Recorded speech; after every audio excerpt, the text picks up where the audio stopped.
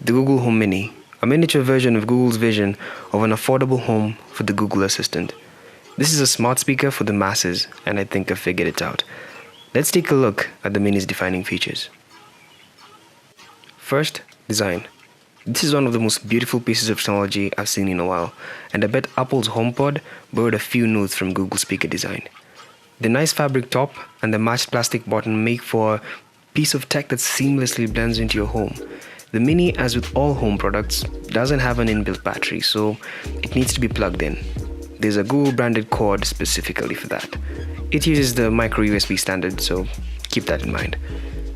Atop the Mini are quadruple LEDs that light up to show volume and when the assistant is listening to you. A simple feedback implemented extremely well and makes the Mini feel almost sentient.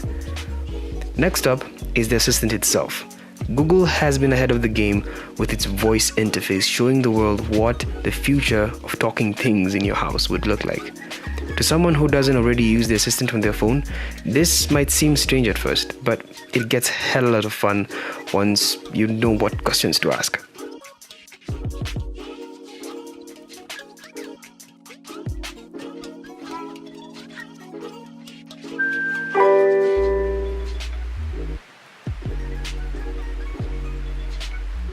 Hey Google, how are you doing?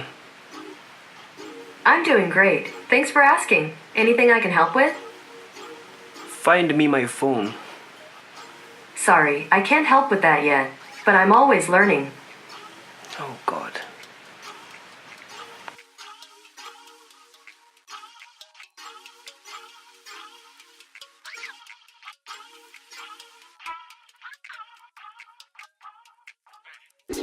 And that's the thing. This AI is in its infancy, in a way. It's still constrained with somewhat limited capability to totally understand natural language and quickly adapt to how we as humans speak. It won't be long before they're able to mimic actual conversational skills, but we're not there yet. However, with that limitation in mind, it allows you to have fun and know that this wasn't meant to replace your actual personal assistant, but help automate some of the tasks in your life that required more than a few taps on your phone. For example, you can set the key phrase "Good morning" to give you your events for the day, a weather forecast, and read the day's news from various sources.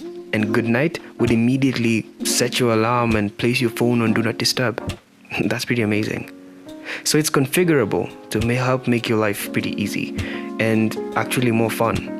One other great thing is the Mini's ability to differentiate voices. Voice recognition is one of these ridiculously well implemented APIs by Google, and it completely shines here. Through this voice API, Google is able to differentiate multiple accounts on it and tell who is who just through speaking to it. This allows it to provide specific services to the voice matched to its account. The Google Assistant itself continues to shine and learn new tricks as more developers build applications that take advantage of this new conversational user interface. I currently have a meditation and Bible Assistant app sending me reminders every day. Gotta find ways to grow out here, bro. But what makes the Google Home Mini really interesting is its price. It's $49 and roughly 5,000 shillings. It's democratizing voice assistance while looking like a piece of your home. It's competing against the Amazon Echo, which is just as formidable, but it doesn't feel the same. The Google Home is an amazing piece of technology that I think people should have in their homes. But with Google services being predominant in region, I wish more developers would build applications that would take advantage of the assistant's conversational UI and provide pretty unique services that are localized for our region. This year at Google I/O, there will be a lot of new improvements announced that will hopefully make the system more accessible and usable across the world. And hopefully, more functionality will be added, allowing us to do a lot more with the assistant.